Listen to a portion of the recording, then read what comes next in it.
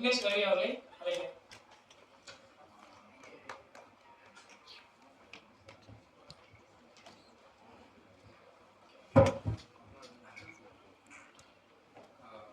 எல்லாருக்கும் வணக்கம். மீடியாவுக்கு நன்றி இங்கே வந்ததுக்கு. காமு காப்பி, கல்யாணத்துக்கு முன் கல்யாணத்துக்கு பின். ஸோ இந்த படத்தில் நான் லீட் ரோலாக பண்ணியிருக்கேன். என் பேர் விக்னேஷ் ரவி. என்னோட கரியர் 2016 நான் இங்கே ஸ்டார்ட் பண்ணேன்.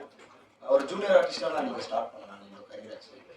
ஸோ தீரன், நாச்சியார், மாஸ்டர், பேட்டை, காணாக்காரன், விடுதலை, இப்படி நிறைய படங்கள் நான் ஒர்க் பண்ணியிருக்கேன்.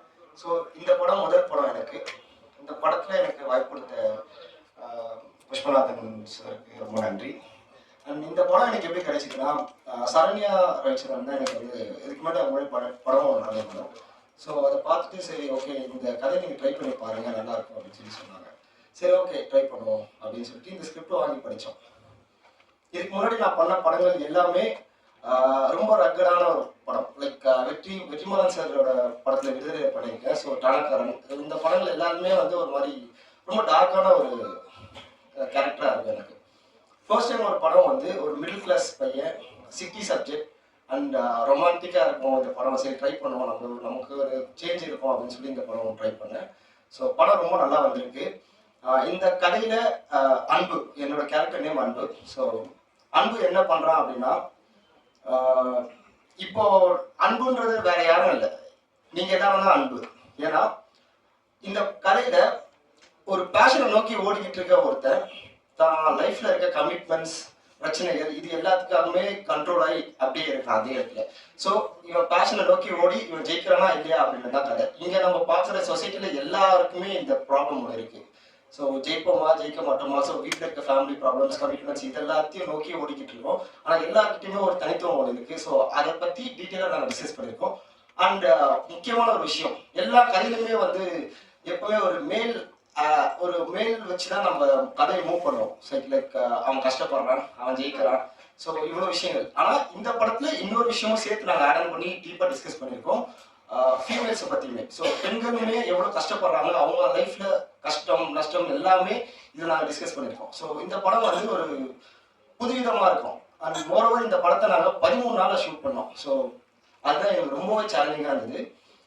மல்டிபிள் ரிஹர்சல்ஸ் நாங்கள் போச்சு ஷூட் முன்னாடி. ஸோ அதனால தான் என்னால் இந்த படத்தை 13 நாளில் ஷூட் பண்ண முடிஞ்சது. இந்த படத்துக்கு இங்கே ஆக்சுவலி இந்த படம் வந்து இவ்வளோ தூரத்துக்கு வந்ததுக்கான முக்கியமான காரணம் 2 பேர் இருக்காங்க. கேபிள் சங்கர் சாரும் நம்ம ராமச்சந்திரன் சாரும்.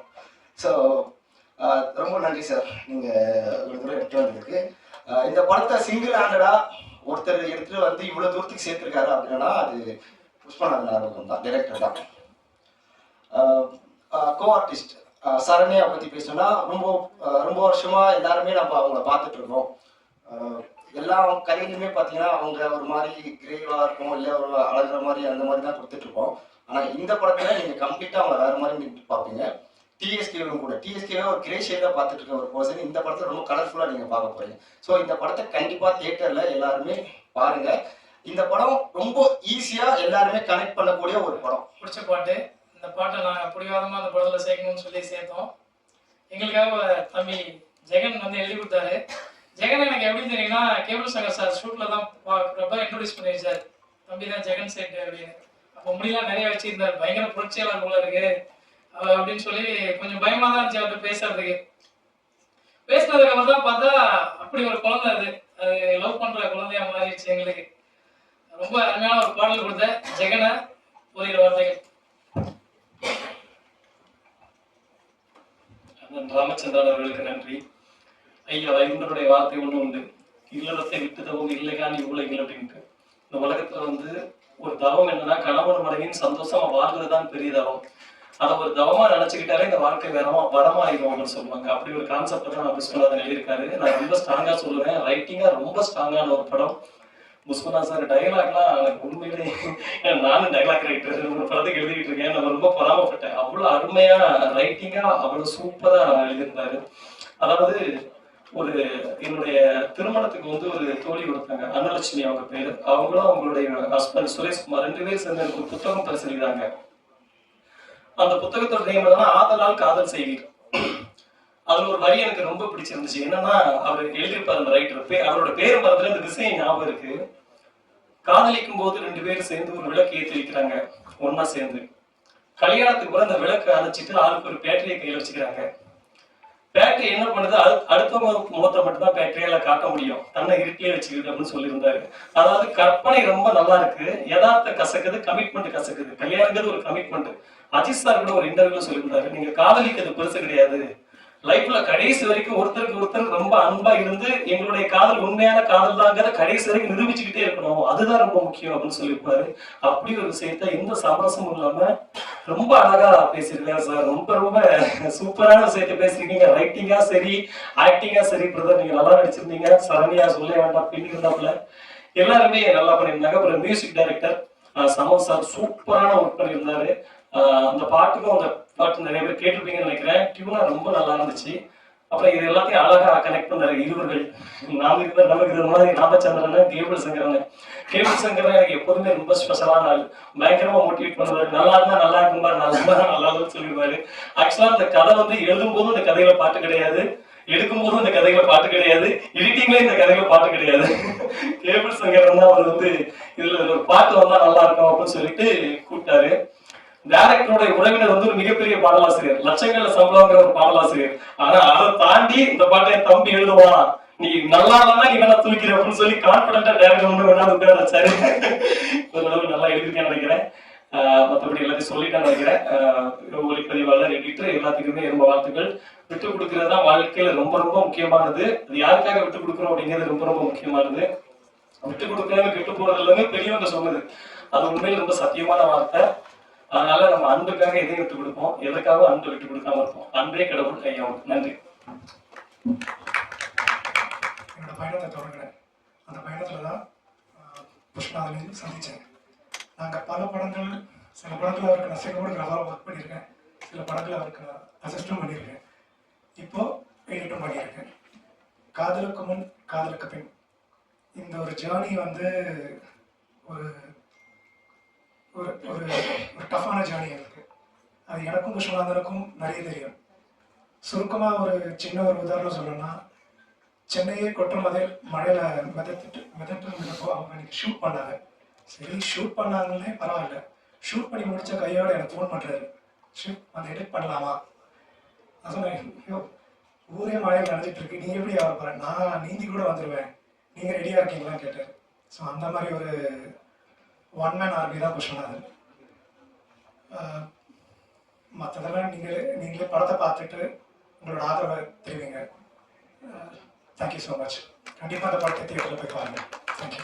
இந்த மூவியில் நான் எப்படி ஒர்க் பண்ணேன் அப்படின்றது வந்து லைக் சரண்யாவோட ஒரு 6 வருஷமா பர்சனலாக ஒர்க் பண்ணிட்டு இருக்கேன். ஸோ நான் வந்து வெளியில் ஒரு ஃப்ரீலான்ஸ் மேக்கப் ஆர்டிஸ்ட். ஸோ நிறைய மாடல்ஸ் அண்ட் நிறைய செலிபிரிட்டிஸோட அவங்களோட பர்சனல் ஷூட்ஸ் அண்ட் பர்சனலாக நிறைய பேருக்கு ஒர்க் பண்ணிட்டு இருக்கேன். ஸோ அந்த மாதிரி ஒரு கனெக்டிவிட்டியில் த்ரூ சரண்யா வந்து I got this project. And ரொம்ப அமேசிங்கான டீம் ஆக்சுவலி. சார் ரொம்ப கஷ்டமே கொடுக்கல, ரொம்ப லைவ்லியாக போச்சு. லைக் இது இப்படி தான் இருக்கணும், அப்படி தான் இருக்கணும், அப்படிலாம் இல்லாமல் ஒரு வீட்டில் ஒரு ஹஸ்பண்ட் ஒய்ஃப் எப்படி இருந்தால் எப்படி இருப்பாங்க, ஒரு லவர்ஸ் இருந்தால் எப்படி இருப்பாங்க அப்படின்றத பேஸ் பண்ணிக்கணும். ஒரு 6 days நான் ஒர்க் பண்ணேன், அதுக்கப்புறமா என்னோட அசிஸ்டன்ட் ஒர்க் பண்ணாங்க. ஸோ ரொம்ப நல்லா இருந்துச்சு உங்களோட ஜர்னி. ஸோ சப்போர்ட் பண்ணுங்க இந்த படத்துக்கு. அண்ட் நாளைக்கு எல்லாருமே தியேட்டரில் போய் பார்த்தீங்கன்னா will be more happy. And thank you so much the entire crew. And Pushpa and bro thank you so much Charani and Venky. எல்லாருக்கும் வணக்கம். ஃபர்ஸ்ட் ஆஃப் ஆல் சாரி, நான் கொஞ்சம் லேட்டாக வந்துட்டேன், வெயிட் பண்ண கஷ்டம் வந்துச்சுங்க, டிராஃபிக்கில் மாட்டிட்டேன், அதனால தான். இங்கே வந்ததுக்காக உங்கள் எல்லாருக்கும் பெரிய தேங்க்ஸ். கண்டிப்பாக படம் பாருங்க, பார்த்துட்டு நீங்கள் உங்களுக்கு பிடிச்ச மாதிரி எழுதிடுங்க. அதுக்கு முன்னாடி எங்கள் டீமுக்கு நான் வந்து ஒரு பெரிய தேங்க் பண்ணணும்னு நினைக்கிறேன். நான் ஏகோரக்டேருந்து ஆரம்பிக்கிறேன். அவர் கூட நான் 2 ஷார்ட் ஃபிலிம் ஒர்க் பண்ணேன். அவர் ஏதோ ஒரு கான்ஃபிடென்ட் வச்சு சரியா இதை நீங்கள் பண்ணால் நல்லாயிருக்கும்னு சொல்லிட்டு நாங்கள் ஒரு டீமாக எஃபர்ட் போட்டு ரிஹர்சல் ப்ராப்பராக பண்ணி ஒரு ஸ்டேஜுக்கு அப்படியே படத்தை கொண்டு வந்து முடிச்சிட்டோம். ஓகே, படம் முடிச்சிட்டோம், ஆனால் நாங்கள் எப்படி ரிலீஸ் பண்ண போகிறோம் அப்படின்னு ஒன்று இருக்கும்ல. ஸோ எங்களுக்கு ஃபுல் சப்போர்ட்டாக இருந்தது கேபி சங்கர் சார் தான். ஸோ சார் இயக்குனருக்கு வந்து ரொம்ப வருஷமாக சார் தெரியும், அதனால அவரோட சப்போர்ட்டில் ஒரு வழியாக கொண்டு வந்துட்டோம். அப்புறம் என் கூட ஒர்க் பண்ணவங்க விக்னேஷ், ரவி, விக்கி, செல்டன், டிஎஸ்கே, பிரியதர்ஷினி, நாங்கள் எல்லாருமே ஒரு விஷயம் மட்டும்தான் நினச்சோம். ப்ரொஃபஸர் இயக்குனர் சார் அதான் புஷ்பநாதன் சார் வந்து இதுதான் நம்ம படம் இதுதான் பண்ண போறோம்ன்றதை எனக்கு சொன்னதுல புரிஞ்ச ஒரு விஷயம் கொண்டு வந்தோம். எனக்கு பர்சனலா இந்த படம் எப்படின்னா, நான் இது வரைக்கும் நீங்களாம் பார்த்துருப்பீங்க எப்பவுமே டல்லா அழுக்கா அப்படியே இருப்பேன். பட் என்ன ஃபர்ஸ்ட் டைம் இப்படி ஃப்ரெஷ்ஷா இப்படியும் காமிக்க முடியும்னு காமிச்சதுக்காக ரொம்ப நன்றி இயக்குனர் சார். அப்புறம் இன்னொரு விஷயம் என்னன்னா, நிஜமாவே இந்த படம் நடிக்கும் போது தெரியல கல்யாணத்துக்கு பின் அப்படிங்கிறது, கல்யாணம் அப்புறம் சில டைலாக்ஸ்லாம் நமக்கே லைஃப்ல இருக்கும். கல்யாணத்துக்கு முன்னாடி அப்படி சொன்னீங்க இப்போ எப்படி சொல்றீங்க அப்படின்னு நமக்கே இருக்கும். ஸோ ரியல் லைஃப்ல கனெக்ட் பண்ணிக்கிற மாதிரி நிறைய டைலாக்ஸ் எழுதியிருக்காரு அப்படிங்கறத நான் எக்ஸ்பீரியன்ஸ்ல என்னால ஃபீல் பண்ண முடியுது. உண்மையா அது ஒரு விஷயம். ஸோ ஓவரால் படத்தை வந்து எடுத்துட்டு வந்து உங்ககிட்ட கொடுத்துட்டோம். படம் பாருங்க, நாளைக்கு ரிலீஸ். மக்கள் எல்லாருக்கும் இந்த படம் பிடிக்கும் நாங்கள் நம்புகிறோம். ஓவரால் சாருக்கு அண்ட் எல்லாருமே டீமுக்கு, எங்கள் எடிட்டர் பேசுன மாதிரி தர்ஷன் மியூசிக் டைரக்டர், ஓவரால் எங்கள் டீம் எல்லாத்துக்குமே வந்து நான் விஷ் பண்ணிக்கிறேன். நம்ம சேர்ந்து ட்ரை பண்ணுவோம், நல்லாவே நடக்கும். Thank you all. பிரசன்ட் மீடியா நான் திருப்பி உங்ககிட்ட கேட்டுக்கிறேன். எனக்கு தெரிஞ்ச நிறைய சாருங்க நாங்களாம் இங்கே இருக்கீங்க. ஸோ வந்து நான் ஏற்கனவே சொன்ன மாதிரி அழகழகான கேப்ஷன் போட்டு இந்த சின்ன டீமை அழகாக சப்போர்ட் பண்ணி கொண்டு வந்துருங்க. எனக்கு கண்டிப்பாக அதை பண்ணுவீங்க நம்புகிறேன். Thank you so much. அவ்வளோதான். இந்த படத்தை பற்றி அவர் நிறைய பேசணும். வாங்க கேபிள் சொல்லுங்க. எல்லாருக்கும் வணக்கம். எப்பவுமே சின்ன சின்ன படங்கள்லாம் பார்த்து ஏதாவது தேடி கண்டுபிடிச்சி உங்கள்கிட்ட நிறைய படங்களை கொண்டு போய் சேர்த்துருக்கேன். அதே போல் இந்த படத்தையும் ஒரு சின்ன படமாக பார்க்கல. எல்லா படமும் நல்ல படம் தான், சின்ன படம் தான், பெரிய படம் தான். ஓடுறதை வச்சு தான் பெரிய படம் சின்ன படம் சொல்கிறாங்க. ஸோ அடிப்படையாக புஷ்பநாதன் வந்து ஷார்ட் ஃபிலிம் டைரக்டர்லாம் தெரியறதுக்கு முன்னாடி கிட்டத்தட்ட ஒரு 2013-14 தெரியும் தம்பி வந்து முதல்ல ஒரு ஷார்ட் ஃபிலிம் பண்ணார், நாய் சேகர் அப்படின்னு. அந்த டைட்டில் ரைட்ஸ் நீ கேட்கலாம் முன்னாடி வச்சுட்டு. அந்த ஷார்ட் ஃபிலிம் பார்த்துட்டு எனக்கு கெஸ்ட்டாக கூப்பிட்டார். அந்த டைமில் ஒரு காலேஜில் ஒர்க் பண்ணிட்டு இருந்தார். அந்த டைமில் பார்த்துட்டு அதில் கரெக்ஷன்லாம் சொல்லி அதுக்கப்புறம் வந்து நிறைய குறும்படங்கள் கொஞ்சம் கொஞ்சமாக எடுக்க ஆரம்பித்தார். அப்போ நான் என்னுடைய படம் ஃபஸ்ட்டு படம் ஸ்டார்ட் பண்ணும்போது என்கிட்ட அசிஸ்டண்ட்டாக சேரத்துக்கு வந்தார். அந்த டைமில் என் படம் ஸ்டார்ட் பண்ணுறது கொஞ்சம் லேட் ஆனதுனால உடனடியாக நான் வந்து உங்களெல்லாம் ஒர்க் பண்ண முடியாதுன்னு சொல்லிட்டு கோச்சிட்டு போயிட்டார். கோச்சிட்டு போல பாவம், அதனால் ஒர்க் பண்ண முடியல. அந்த டைமில் கொஞ்ச நாள் கழிச்சுட்டு நான் படம் ஸ்டார்ட் பண்ணேன். அவர் வேலைக்கு போய் ஜாயின் பண்ணிட்டார் ஒரு இடத்துல. ஸோ ஒரு சில மாதங்கள் கழித்து அப்புறம் வந்து நான் எப்படியாவது நான் திரும்பி வந்து வேலையெல்லாம் ரிசைன் பண்ணிட்டேன் சார், சினிமா தான் முடிவு பண்ணிட்டேன், இந்த சினிமாவில் நான் ஏதாவது பண்ணியே தீரணும், அதனால் வேலையை ரிசைன் பண்ணிட்டேன். ஏன்னா அதை நல்லா பண்ணேன், அடுத்த வேலை சாப்பாடு ரொம்ப கஷ்டப்படுற தொழில், டைரக்டர் தொழில். ஓடினாலும் சாப்பாடு கிடைக்காது, ஓடாட்டாலும் சாப்பாடு கிடைக்காது, அசிஸ்டன்ட் டைரக்டர் தான் ரொம்ப கஷ்டம் அது அப்படின்னு சொன்னால், இல்லை சார் நான் ஏதாவது பண்ணியே தீரணுன்னாப்ப நான் வெயிட் பண்ணேன். அது வரைக்கும் வேலையெல்லாம் ரிசைன் பண்ண திருப்பி போய் ஜாயின் பண்ணிக்கன்னு சொன்னால் கேட்காம அவர் ஒரு சின்ன படத்தில், ரொம்ப சின்ன படத்துல மாட்டிக்கிட்டு படத்தில் இருக்கிற வறுமையோட வறுமையாக வந்தார் திரும்ப. நான் அப்போ அவர்கிட்ட ஒரு கேள்வி கேட்டேன், உனக்கு திருப்பி வேலைக்கு அப்ளை பண்ணால் வேலை கிடைக்குமான்னு கேட்டேன். நிச்சயமாக கிடைக்கும் சார்னாரு. சரி முதல்ல வேலைக்கு அப்ளை பண்ணு, வேலைக்கு போய் ஜாயின் பண்ணிடணும். அப்போ என் சினிமானாரு. நான் சொல்கிறது ஒரு 15 வருஷத்துக்கு முன்னாடி தான் சொன்னேன் இல்லையா. இப்போ வயசு இருக்குது, சினிமா எங்கேயும் போகாது, இங்கே தான் இருக்கும். இந்த வெள்ளிக்கிழமைக்கு அப்புறம் வந்து சனி ஞாயிறுன்னு வரும். இந்த சனி ஞாயிறு ஃபுல்லாக சினிமாக்குன்னு முடிவு பண்ணிவிடு, உன்னை நேர்ந்து விட்டுதோ, அதில் நீ தொடர்ந்து ஏதாவது பண்ணிக்கிட்டே இரு அப்படின்னு சொல்லி மோட்டிவேட் பண்ணேன். நிறைய பேர் வந்து நம்ம சொல்லி வச்சு கேட்க மாட்டாங்க. யூஸ்வலாக நானே கூட கேட்க மாட்டேன்ல, அவனுக்கு எதுவும் நல்ல நேரமோ கெட்ட நேரமோ கேட்டுட்டாப்புல தம்பி. கேட்டதுனால அவர் வந்து ஒரு காலேஜில் ப்ரொஃபஸராக ஜாயின் பண்ணிட்டாரு. ஜாயின் பண்ணதுக்கப்புறம் வந்து உண்மையாகவே வந்து டெடிக்கேஷனாக ஒவ்வொரு சனிக்கிழமை ஞாயிற்றுக்கிழமையில் சினிமாவுக்காக மட்டுமே தொடர்ந்து வேலை செஞ்சுட்டு இருந்த ஒரு அசிஸ்டன்ட் டைரக்டர் இருந்தார். கிட்டத்தட்ட அதுக்கப்புறம் ஒரு 6 ஷார்ட் ஃபிலிம் 7 ஷார்ட் ஃபிலிம்னு நான் புஷ்பநாதன் ஆரம்பம்ன்ற ஒரு பையனை நாய் சேகர்ன்ற ரொம்ப அமைச்சரான ஒரு ஷார்ட் ஃபிலிமில் ஆரம்பித்து கொஞ்சம் கொஞ்சமாக அவருக்குன்னு ஒரு ஃபிலிம் லாங்குவேஜை கற்றுக்கிட்டு அதில் வந்து மியூசிக் வீடியோ பண்ணி அப்புறம் வந்து அட்வர்டைஸ்மெண்ட்ஸ் பண்ணி நிறைய விஷயங்களை கொஞ்சம் கொஞ்சமாக அடுத்தடுத்த லெவலுக்கு வந்தார்.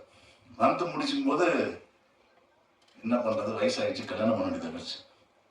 சரி அப்பவும் என்ன பண்ணார், கல்யாணம் பண்ணிட்டாரு. கல்யாணம் பண்ணி 2 குழந்தைகள் இருந்தவருக்கு. ரொம்ப சந்தோஷமான விஷயம் என்னென்னா, அவங்க ஒய்ஃப் வந்து இவங்களுக்கு சப்போர்ட் பண்ண ஆரம்பிச்சார். இவர் வந்து நடுவில் வந்து டாக்டர் பட்டம்லாம் வாங்கிட்டாரு, பிஹெச்டிலாம் பண்ணி. அவர் சர்வைவல் பண்ணுறதுக்கான விஷயத்தை எல்லாத்துக்கும் சரி பண்ணிவிட்டு நான் வேலையை ரிசைன் பண்ண போகிறேன், சினிமா தான் என் முயற்சின்னு சொல்லிட்டு ஃபுல் ஃப்ளெஜ்டாக இறங்கிட்டார்.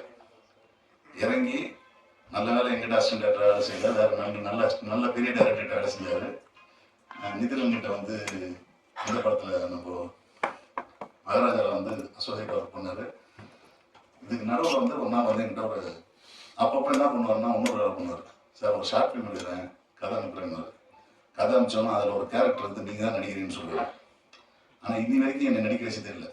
இந்த படத்தில் கூட ஒரு கேரக்டருக்கு வந்து நீங்கள் தான் இருக்கீங்கன்னு சொன்னால் அப்புறம் நானும் வந்து ரீக்ரியேட்டெல்லாம் போட்டு பார்த்துருந்தோம். கடைசி வரைக்கும் என் நடிக்க வைக்கல அது. சரி ஓகே நம்ம பையன் அதில் கூட விட்டாச்சு. டீம் ஒர்க் உண்மையாகவே சொல்லப்போனால் அட்டகாசமான டீம் ஒர்க்கு. படமாக நிறைய விஷயங்களில் டெக்னிக்கல் ஃபைனஸ் பண்ண வேண்டியிருந்துச்சு இந்த படம்.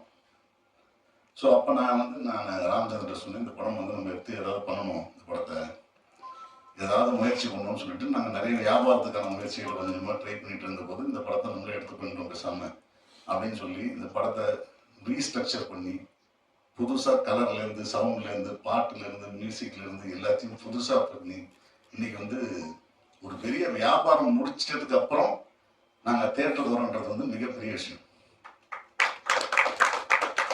ஏன்னா எல்லாரும் சொல்கிறாங்க ஒரு படம் எடுத்தா விற்க முடியாது, நிறைய பிரச்சனைகள் இருக்குது, சின்ன படம் கஷ்டம்னு. ஃபார்ச்சுனேட்லி கடவுள் அருளால் நாங்கள் தொடர்ந்து நிறைய படங்கள் வந்து ஏதாவது சின்ன சின்ன வியாபாரங்கள் பண்ணி முடிச்சுட்டு தான் தியேட்டருக்கே வரோம். அந்த மாதிரி இந்த படம் வந்து அது மாதிரி டிஜிட்டல் முடிஞ்சிருச்சு, எஃப்எம்எஸ் முடிஞ்சிருச்சு. திருமலை சாருடைய ஆடியோ கம்பெனி வந்து ஆடியோ வாங்கினாங்க. இப்படி ஒவ்வொருத்தரும் இந்த படத்தோட குவாலிட்டி படம் பார்த்துட்டு அவங்கள பிடிச்சி போய் வாங்கினாங்க. இப்போ தியேட்டர்கள் இருக்குது, தியேட்டர்கள் கொண்டு வந்து முடிவு பண்ணிட்டோம். ஸோ இப்போ அதுக்கப்புறம் பாட்டு போடணும்னு முடிவு பண்ணோம். பாட்டு தேவையானமன்னு பெரிய பிரச்சனைலாம் ஒழிச்சு அதெல்லாம் தாண்டி பாட்டை போட்டுட்டோம். அடுத்து இந்த படத்தை நான் நிறைய பேர்கிட்ட காட்டிட்டு இருக்கும்போது ஒரு விஷயம் கேட்கப்பேன். நான் கூட வந்து நம்ம புஷ்பநாதன் கேட்டேன், உங்கள் படத்தில் ஷார்ட் ஃபிலிம்லேருந்து எல்லா படத்துலையும் வந்து சரண்யாவே ஹீரோயினாக போட்டுட்டு வேறு ஹீரோயினா எனக்கு தெரியாதா அப்படின்னு கேட்டேன். நம்மகிட்ட கேட்டால அதெல்லாம் கேட்டுறேன். இருந்தாலும் என்னென்னா எனக்கு உண்மையாகவே சரண்யாவுடைய திறமை மேலே மிகப்பெரிய மதிப்பு இருக்குது.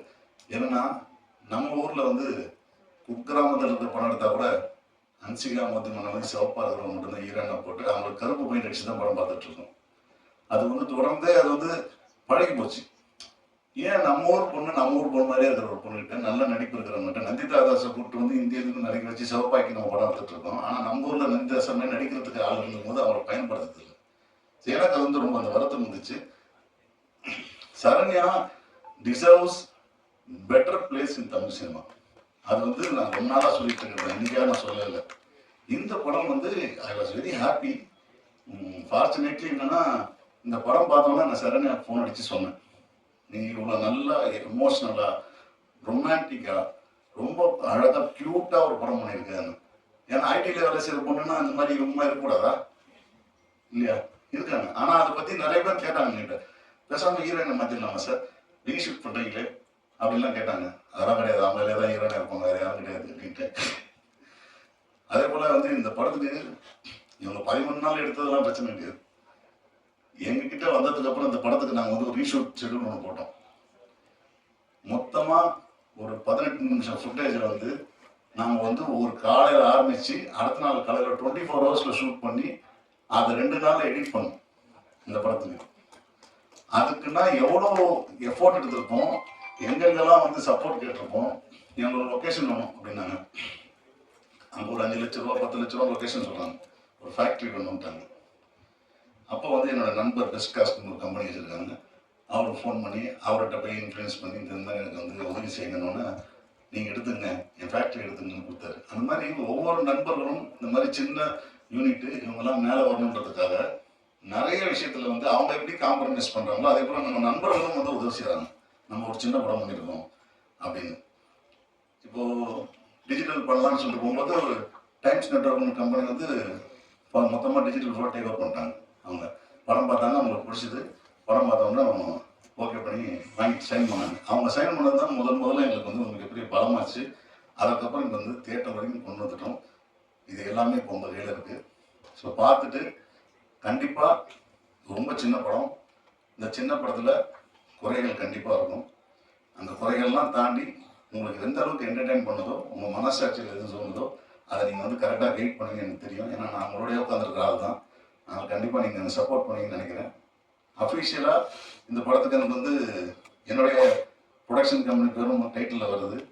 அதனால் இன்னும் ஒரு சந்தோஷமான நிகழ்வு இது. என்ன பின்னாடி நிறைய டைம் பின்னாடி இருப்பேன், இந்த வாட்டி முன்னாடியே இருக்கிறேன். பத்திரிகையிலேருந்து வந்திருக்கக்கூடிய ஒட்டுமொத்த தமிழ் சினிமாவுக்கு நீங்கள் தான் எடுத்துன்னு போய் எல்லா நியூஸும் தெரியாத பட்டி தொட்டி எங்கும் இப்போ எடுத்துன்னு போய் சேர்க்கக்கூடிய மீடியாவில் இருக்கிற அத்தனை பேருக்கும் மாலை வணக்கம். ஒரு 2 விஷயத்தை இங்கே ஸ்ட்ராங்காக சொல்லணும் அப்படின்னு நான் ரொம்ப ஆசைப்படுறேன். இந்த படத்தினுடைய இயக்குனர் ஆறுமுகம் அவர்கள், அவருடைய ஃபேஸை இப்போ தான் நான் பார்க்குறேன். இந்த ஆடியோ வாங்கின உடனே ஒரு குரூப்பை ஃபார்ம் பண்ணி டிஜிட்டலில் பணமே இல்லாமல் எப்படி சிம்பிளாக மார்க்கெட்டிங் பண்ணலாம் அப்படின்னு யோசித்தேன். அந்த டைமில் தான் அந்த குரூப்பை ஃபார்ம் பண்ணி இயக்குனரையும் ராமச்சந்திரன் அவர்களையும் அந்த குரூப்பில் இணைச்சி அதுக்காக இன்றைக்கி இருக்கக்கூடிய டெக்னாலஜி பிரகாரம் ஃபார்ம் பண்ணும்போது ஒரு இயக்குனருக்கான குவாலிட்டி,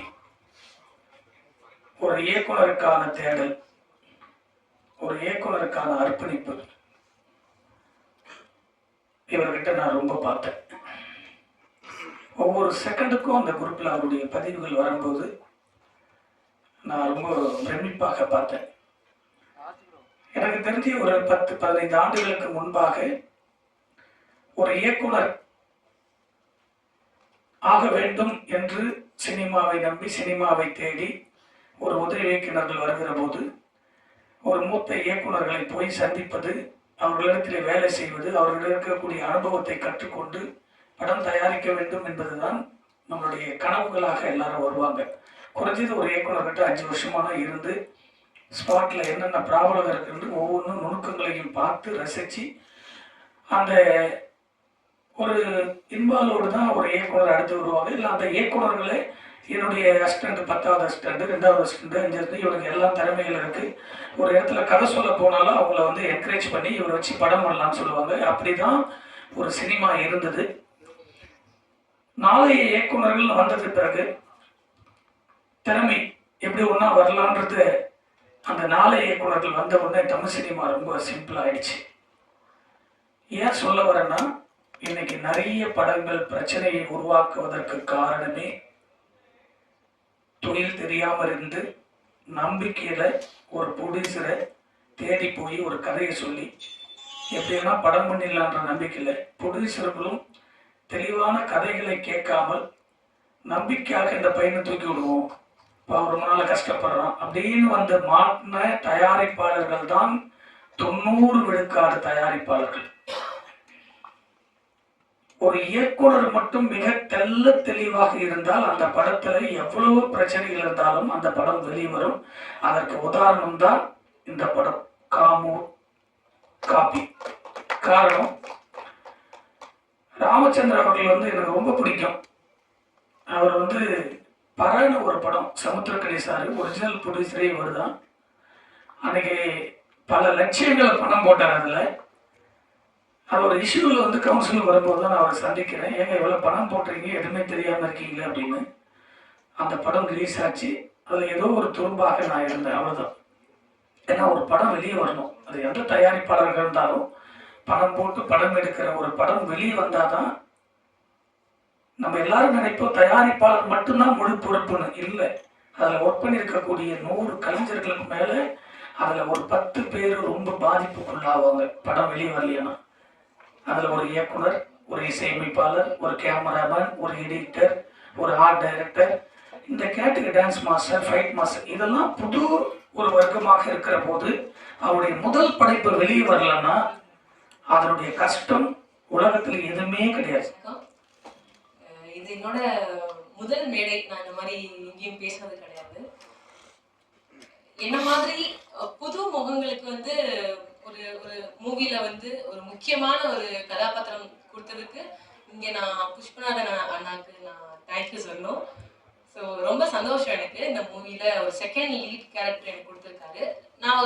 நான் வந்து முன்னாடி தியேட்டர்ல நிறைய பண்ணியிருக்கேன் நான். ஸோ நான் தியேட்டர் ஆர்டிஸ்ட் நிறைய இது நான் பண்ணி தான் வந்திருக்கேன். ஸோ அப்படி பண்றப்ப எனக்கு டக்குன்னு எங்கேயுமே சான்ஸ் வந்து கொடுக்க மாட்டாங்க. ஒரு மூவிலலாம் ஒரு சின்ன சின்ன ரோல்ஸை நான் நிறைய பண்ணியிருக்கேன். அப்படிங்கிறப்ப இந்த படம் வந்து எனக்கு முக்கியமான படம். ஸோ எனக்கு ரொம்ப சந்தோஷம். ஸோ இது கண்டிப்பா எல்லா ஆடியன்ஸ் கிட்ட போய் ரீச் ஆகணும். அது உங்க கையில தான் இருக்கு. எல்லாரும் சப்போர்ட் பண்ணணும். நான் வந்து டைரக்டர் அப்படின்னு சொல்லி நிற்கிறது முதல் காரணம் வந்து செந்தில்னா, அவர் ஆக்சுவலாக திருச்சியில் எங்கள் கிராமத்தில் நாங்களாம் எங்கள் கிராமம் அந்த துபாயில் இருக்காங்க. நான் மகாராஜா முடிச்சிட்டேன். அந்த இடத்துல இருந்து ஸ்டார்ட் பண்ணாரு. ஸோ ஃபர்ஸ்ட் செந்தில் எனக்கு தேங்க்ஸ் சொல்லி ஸ்டார்ட் பண்ணேன். Thank you madam. அவர் ஆக்சுவலாக துபாயிலேருந்து வந்துருக்காரு இந்த ப்ரெஸ் மீட்காக. தேங்க்ஸ் என்ன. ஓகே ஸோ ஓகே ஸோ எங்கேயும் ஸ்டார்ட் பண்ணேன்னா நான் okay so first of all print press website எல்லா மீடியா நண்பர்களுக்கும் நன்றி உங்கள் டைம் ஸ்பெண்ட் பண்ணி இங்கே வந்ததுக்கு. ஸோ காமு காப்பி ஸ்டார்ட் பண்ணுறது எங்கேருந்து அப்படின்னா, ஆக்சுவலாக முதல்ல இது வந்து ஒரு பிளேவாக எழுதும்போது காமு காப்பி டைட்டிலேருந்து ஆரம்பிச்சது. ரெண்டு விஷயம் என்னன்னா, நம்ம எல்லாரும் ஸ்கூல்லேருந்து கிமு கிபி அப்படின்ட்டு நம்ம எல்லாம் கடந்து தான் வந்துருக்கோம் ஸ்கூலில். ஸோ கண்டிப்பாக கேட்சி அப்படின்னு சொல்லி டைட்டில் வந்து காமு காப்பின்னு சொல்லி ஒரு பேஸில் ஸ்டார்ட் பண்ணது.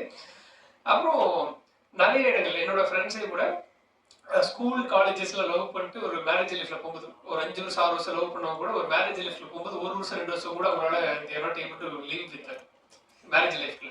ஸோ டிவோர்ஸ்ல போகும்போது என்னன்னு சொல்லி யோசிக்க போகும்போது எல்லாருக்குமே வந்து ஒரு இமோஷனல் இம்பேலன்ஸ், சோஷியல் ஒரு ப்ரெஷர், ஸோ இந்த மாதிரி இல்லையான்னு சொல்லி எல்லாமே வந்து ஒரு லாங்கிங், ஒரு வேற ஒரு லைஃப்பை கம்பேர் பண்ணி இருக்க அவ்வளோ அப்படின்ற ஒரு மொமெண்ட்ஸ். ஸோ அதுலேருந்து தான் அந்த கதையானது உருவாக்கப்பட்டுச்சு கதையா. ஸோ படம் ஆக்சுவலாக கம்ப்ளீட்டாக ஒரு 13 நாளில் ஷூட் பண்ணோம். 13 நாள் ஷூட் பண்ணுறது ஃபர்ஸ்ட் திங், ஒரு ஸ்கிரிப்ட் முடிச்சதுக்கப்புறம் எல்லா ஆர்டிஸ்ட் ஃபைனல் பண்ணிட்டு விட்டுட்டு ரிஹர்சல் ஃபார் அபவுட் 10 days ஆக்சுவலாக ஸ்கிரிப்ட் ரீடிங் ப்ளஸ் ரிஹர்சல் பண்ணோம். எக்ஸாக்டாக எங்கெங்கே போகிறோம், என்னென்ன ஷார்ட் பண்ண போகிறோம் அப்படின்றத பண்ணோம். ஒரு நாளைக்கு அட்லீஸ்ட் 5லேருந்து 6 சீன் ஷூட் பண்ணோம் ஆக்சுவலாக. ஸோ எங்கே ஷூட் பண்ணோமோ அங்கே ரிஹர்சல் பண்ணோம். ஸோ டிஓபி பயங்கர சப்போர்ட் ஆக்சுவலாக. நாங்கள் ஆப்பிள் ஒரு ஆப் இருக்குது ஆக்சுவலாக. ஸோ எந்த கேமரா யூஸ் பண்ண போகிறோமோ அந்த லென்ஸ், என்ன லென்ஸ் வரும், என்ன டென்சிட்டி வரும் எல்லாமே பண்ணிட்டு வீட்டு கோன் வித் கம்ப்ளீட். எப்படி நம்ம ஸ்டோரி போர்ட் போடாமலும் இப்போ வந்து அந்த கேமராலே கம்ப்ளீட்டாக ஒரு லிஸ்ட் வச்சுட்டு தான் நாங்கள் ஷூட் பண்ணவே போனோம். ஸோ வர எல்லாத்துக்கும் அந்த இது இருக்கும். எந்த ஷார்ட்டு இன்னைக்கு அசிஸ்டன்ட் டைரக்டர் எல்லாத்துக்குமே இன்னைக்கு என்ன பண்ண போகிறோம், ஏது பண்ண போகிறோன்றது எல்லாத்துக்கும் தெளிவாக தெரியும். அதனால ஈஸியாக எக்ஸிக்யூட் பண்ண முடிஞ்சிச்சு. ஸோ லிமிட்டடான ஒரு பட்ஜெட் இருக்கு. ஒன்று ஐயோ நம்மகிட்ட பட்ஜெட் இல்லைன்னு சொல்லி ரெஸ்ட்ரிக்ட் பண்ணி உட்காரலாம், இல்லை இதில் என்ன பண்ண முடியும்னு சொல்லி ஒரு ஸ்டார்ட் பண்ணோம். ஒரு சேலஞ்சிங் தான் ஸ்டார்ட் பண்ணோம். ஸோ முடிச்சிட்டோம். அவுட் வந்து ஸ்க்ரீன் பண்ண ஒரு டிஸ்ட்ரிபியூஷன் டீமுக்கு. டிஸ்ட்ரிபியூஷன் ஃபர்ஸ்ட் ஒரு டீம் வந்து பார்த்த பிறகு ஒரு ப்ரொடியூசர் சார் வந்தார். வந்துட்டு ஒரு டிஸ்ட்ரிபியூட்டர் வந்தார். வந்துட்டு ஃபைட் இருக்கு, நல்லா இருக்கு, லவ் இருக்கு, ரொமான்ஸ் அண்ட் சீக்வன்ஸ் நல்லா இருக்கு, சாங் இருக்கு, நல்லா இருக்கு இப்படிலாம் சொல்லிட்டு ஹீரோயின் கருப்பா இருக்கு, அது நல்லா இல்லை தம்பி அப்படின்னு சொல்லிட்டு ஸ்டாப் பண்ணிட்டாரு. நான் சொல்லி கேட்குறேன், இல்லை சார் இப்போ நம்ம பாலுமந்திரா சாரோட படங்கள், பாரதி சாரோட படங்கள் எல்லாம் ஹீரோயின் அப்படிதானே இருந்தாங்க சார், அந்த மாதிரி ஒரு லைவா இருக்கும் சரிதா மேம், இது மாதிரி ஒரு லைவா இருப்பாங்களே சார் அப்படின்னா, இல்லை தம்பி அது ஆடியன்ஸ் ஒத்துக்க மாட்டாங்களே தம்பி அப்படின்னு சொல்லிட்டு ஒரு மாதிரி சொல்றாரு. இல்லை சார் இப்போ இந்த மாதிரி ஹீரோயின்ஸ் இருந்தாங்க சாமி, அப்போ தியேட்டருக்கு வந்தவங்க எல்லாரும் கருப்பா இருந்தாங்க, மாநிலமா இருந்தாங்க, ஈஸியாக கனெக்ட் பண்ணிட்டாங்க. இன்னைக்கு எல்லாமே கொஞ்சம் ஃபேரா இருக்கிற மாதிரி தான் அட்டென்ஷன் சீக்கிங்கா இருக்கும் அப்படின்னு சொன்னோம். அதுக்கப்புறம் மறுபடியும் ஒரு ஸ்கிரீன் பண்ணோம். அப்போ கேபிள் சிங்கர் சார் வந்து பார்த்தாங்க. பார்த்துட்டு ஹீரோயின் அது இது எல்லாத்தையும் விட்டாலும் படம் இமோஷனலா கனெக்ட் ஆகுது. ஃபர்ஸ்ட் திங், நீங்க எவ்வளவு பெரிய பட்ஜெட்ல பண்ணாலும் ஒரு ஆக்ஷனா இருக்கலாம், இல்லை வந்து நீங்க என்ன டிராமா இருக்கலாம், எப்போ இமோஷனல் கனெக்ட் ஆகுது அது ஒர்க் அவுட் ஆகும். இந்த படத்துல இமோஷனல் கனெக்ட் ஆகுது. ஸோ நீங்க சொல்ற பட்ஜெட்டுக்கும் இந்த இதுக்கு வந்து கம்ப்ளீட்லி ஃபார் அவே தான் இருக்கு. ஸோ இதை ரீஎடிட் பண்ண முடியுமான்னு சொல்லி கேட்டேன். பண்ண முடியும் சார் சொன்னேன். ஸோ ரீஎடிட் பண்ணோம். திரும்ப ஒரு சில அவர் பண்ணும்போது எனக்கு சொல்ல தோணுச்சு. அப்புறம் ஒரு சில சீக்வன்ஸ் அடிஷனல் எழுதும்போது அப்புறம் அடிஷனல் சீக்வன்சஸ் பண்ணி பண்ணும்போது அப்புறம் லால் சார், ராமச்சந்திரன் சார் எல்லாமே இன்னும் பூஸ்டப் பண்ணாங்க. ஸோ ஒரே நாள்ல 18 நிமிஷத்துக்கான ஃபுட்டேஜ் வந்து ஷூட் பண்ணோம். ஒரு 24 ஹவர்ஸ்ல கம்ப்ளீட்டா அந்த எடுத்த ஒரு ஷாட் கூட வேஸ்ட் ஆக கிடையாது. கம்ப்ளீட்டா எடுத்து அப்படியே படத்தை ஃபிட் பண்ற அளவுக்கு திரும்ப ரீஷூட் பண்ணி ஆட் பண்ணோம். ஸோ நீங்க பார்க்கக்கூடிய 1 hour 37 minutes ரன் டூரேஷன், இது விட ஒரு 2 to 3 minutes எக்ஸசிவா இருந்துச்சு ஆக்சுவலா. ஸோ இது வந்து எங்க இருந்துச்சுன்னா ரெண்டு விஷயம். ஸ்கிரிப்டிங்கா நான் டைரக்ட் நிதின் சாரோட மகாராஜா ஒர்க் பண்ணுறது. ஸ்கிரிப்டிங் அவர் கன்வின்ஸ் ஆகிற வரைக்கும் கேட்டுட்டு அதை போட்டு அடிச்சு துவச்சு அப்படிதான் கொண்டு வர்றாரு. நம்மகிட்ட கொண்டு வந்து சொல்லும் போதே அதனாலதான் ஸ்கிரிப்ட்லேயே இருக்கும். எக்ஸாக்ட் எடிட் பேட்டர்ன் எங்கவா இருக்கும், அடுத்த லுக் அண்ட் பேட்டர்னா இருக்கும், சில இது ஷார்ட் டிவிஷனாக இருக்கும். இது என்னவா நரேட் பண்ணுற போதுக்குள்ள அவர் சொல்லிட்டு அடுத்தது கொட்டேஷன் கேங்ன்ற ஒரு படத்துல வந்து நான் அசிஸ்டன்ட் டைரக்டரும் ப்ரொடக்ஷன்லேயே ஒர்க் பண்ணேன். ஸோ ஒரு நாள் ஷூட் போகும்போது 26 லட்சம் என் கையில் கொடுத்தோம். கிட்டத்தட்ட ஒரு 13 நாள் நான் ஃபுல்லாக ஹேண்டில் பண்ண. அது பண்ணும்போது ஒரு நாள் லைட்டுக்கு எவ்வளோ தேவை, டெக்னீஷியன் எவ்வளோ தேவைப்படும், கேமரா முன்னாடி சாப்பாடு எவ்வளோ, அப்படி எனக்கு தெரிஞ்சதுனால தான் இது பண்ண முடிஞ்சிச்சு. நிறைய பேர் கேட்பாங்க ஆக்சுவலாக அசிஸ்டன்ட் டைரக்டர் இருந்தால் தான் படம் பண்ண முடியுமான்னு சொல்லிட்டு. ஆக்சுவலாக அசிஸ்டன்ட் டைரக்டர் இருந்தால் தான் படம் பண்ண முடியும் அப்படின்னு கிடையாது. நல்ல ப்ரொடியூசர் இல்லை நல்ல இன்வெஸ்ட் பண்ணுற ஆட்கள் இருந்தால் கண்டிப்பாக பண்ண முடியும். ஆனால் இப்போ நான் பர்சனல் பத்தி வந்து நான் யாரையும் குறை சொல்றது அந்த இடத்துக்கு சொல்லல. நிறைய படங்கள் ரிலீஸ் ஆகிற மாதிரி இருக்கிறதுக்கு காரணம் இது யாரு கன்சியூம் பண்ண போறாங்க, யார் செட் ஆஃப் ஆடியன்ஸ், எங்க சிட்டி மாதிரி மல்டிபிளெக்ஸ்ல மட்டும் போடுவோம், இல்லை சிங்கிள் ஸ்கிரீன் இந்த மாதிரி போக போறோம் அப்படின்னு சொல்லிட்டு பிசினஸ் பெர்ஸ்பெக்டிவ் இருந்துச்சுன்னா, இன்வெஸ்ட்மெண்ட் பண்ற பெர்ஸ்பெக்டிவ் இருந்துச்சுன்னா, தியேட்டர் என்ன மாதிரி அப்சர்வ் பண்ண போறாங்க அப்படின்னு சொல்லி பெர்ஸ்பெக்டிவ் இருந்துச்சுன்னா, இட் வில் வெரி ஈஸி. ஒரு ஜூனியர் ஆர்டிஸ்ட் பண்ண போறோம், இல்லை வந்து ஒரு கேரக்டரா எடுக்கிறோம்னா, இது ஒருத்தருக்கு 1 லட்சம் 2 லட்சம் கொடுக்குறேன்னா, இப்போ சிங்கப்பூர் சார் வந்து புதுசா வந்து சேஞ்ச் ஓவர் பண்ணி கொண்டு வந்தாங்க. அது மூலமா ஒரு கம்ப்ளீட்டா ஒரு லுக் அண்ட் ஃபீல் கிடைச்சது இல்லை. அது வந்து not in terms of money. வேற ஒருத்தர் கூட கொண்டு வந்து ஒரு டைரக்டர் நினைச்சா கன்விக்ஷனை பண்ண முடியுன்றது என்னோட டேக். அது இதுல நாங்கள் 100% ஒர்க் பண்ண செஞ்சோம். ஸோ சரண்யா அவங்க பண்ணதுக்கு முழுவதும் காரணம்னா, அதுக்கு முன்னாடி நான் ஷார்ட் ஃபிலிம் ஒர்க் பண்ணுறேன். காவல் தெய்வம் சொல்லிட்டு ஒரு ஷார்ட் ஃபிலிம் பண்ணியிருக்கேன், விமன் போலீஸ்னை பத்தி. ஆக்சுவலி என் ஒய்ஃப் போலீஸ். ஸோ அவங்க சொன்ன இன்ஸ்பிரேஷன்ல அந்த ஆக்சுவலாக அந்த ஷார்ட் ஃபிலிம் பண்ணிச்சு. ஒரு விமன் போலீஸ் ஒரு நாள் டியூட்டி என்னவா இருக்கு அப்படின்றத சொல்லிட்டு அது கிட்டத்தட்ட ஒரு 56 ஃபிலிம் ஃபெஸ்டிவல் போயிட்டு வேர்ல்டு 26 அவார்ட்ஸ் ஆக்சுவலாக வின் பண்ணிச்சு. ஸோ அதுல இருந்து தான் நிதின் சார் வந்து அஸ்டன்ட் இருக்கிற இது பண்ணுறதுக்கு கூப்பிட்டாங்க ஆக்சுவலாக. ஸோ அந்த ஒரு டே அதுக்கப்புறம் ஒரு சென்டென்ஸ் ஒரு ஷார்ட் பண்ணணும். இது பண்ணும்போது 2 விஷயம் முக்கியமாக பண்ணணும், நல்லா பெர்ஃபார்ம் பண்ணணும். அப்புறம் அந்த கால் ஷீட்ன்ற இஷ்யூவோ இல்லை வந்து ஆர்டிஸ்டை ஃபாலோ பண்ணுற ஸ்ட்ரகிள் நமக்கு இருக்க முடியாது. நம்மகிட்ட இருக்க லிமிடெட் பட்ஜெட் இதுக்குள்ள கண்டிப்பாக பண்ணிக்கணும் அப்படின்றதுனால தான் பண்ணோம். அப்புறம் அதுலேருந்து விக்னேஷ் வந்தாரு. இது எல்லாத்தையும் ஃபார்மேட்டில் டிஎஸ்கே வந்து என்னோட காலேஜ் ஜூனியர். ஆக்சுவலாக நாங்கள் கிட்டத்தட்ட ஒரு 10-12 வருஷமே தெரியும். ஆக்சுவலாக அவர் இன்னைக்கு ஷூட்ல இதில் பொள்ளாச்சி ஏதோ ஷூட்டில் இருக்க அவர் வரமுடியல. அவர் வந்து ஒரு சாரி கேட்க சொன்னார், மறந்துட்டு. ஓகே, ஸோ அவர் உள்ள வந்ததுக்கப்புறம் இன்னும் அவர் ஆக்சுவலாக நிறைய பிரேக் பண்ணணும். ஆக்சுவல் காமெடியனாக இருந்தது லவர் பந்தில் ஒரு ஒரு கிரே ஷீட்ல இருக்க ஒரு கேரக்டரா பண்ண சொல்லி வந்தாங்க. அதுக்கப்புறம் இதுல வந்து கைண்ட் ஆஃப் லவ் அவர் பார்க்குற எல்லாத்துக்கும் பிடிக்கிற மாதிரியான ஒரு லுக் அண்ட் ஃபீல்ல வந்து அவருமே கேரி பண்றாரு. அது எங்களுக்கு ரொம்ப பெரிய சப்போர்ட்டா இருந்துச்சு. இன் டர்ம்ஸ் ஆஃப் பிசினஸ்க்கு அந்த மாதிரி ஒரு நோன் ஃபேஸ் வரும்போது இன்னும் ஒரு லிஃப்டா இருந்துச்சு ஆக்சுவலா எங்களுக்கு. எடிட்டர் ஜிஎஃப் சுந்தரா இருக்கட்டும், ஜிஎஃப் சுந்தர் நாங்கள் வந்து மகாராஜா அசிஸ்டன்ஸா ஒர்க் பண்ணோம். எடிட்டர் சிவராஜ் பானுமதி சாரோட ஸ்டூடெண்ட். கிட்டத்தட்ட நான் அவர் டைரக்டர் டைரக்டர் ஆக்சுவலாக he want to become director. நான் கேட்டதுனால எடிட் பண்ணேன். கிட்டத்தட்ட இந்த வருஷமே நான் கிட்ட 3-4 வருஷம் இந்த ரெடிட் பேட்டர்ன் நிறைய ஒர்க் பண்ணியிருக்கோம். எந்த இதுக்குமே சலைக்காம ஒர்க் பண்ணி கொடுத்தாங்க. மியூசிக் டைரக்டர் தர்ஷன், ஜிப்ரான்ஸோட அசிஸ்டன்ட் இருந்தார். எல்லாமே இந்த பட்ஜெட்குள்ள தான் பண்ணணும்னு சொல்லி நாங்கள் ரொம்ப ஸ்பெசிஃபிக்காக இருந்தோம். அது எல்லாமே அதை புரிஞ்சுக்கிட்டாங்க ஆக்சுவலாக.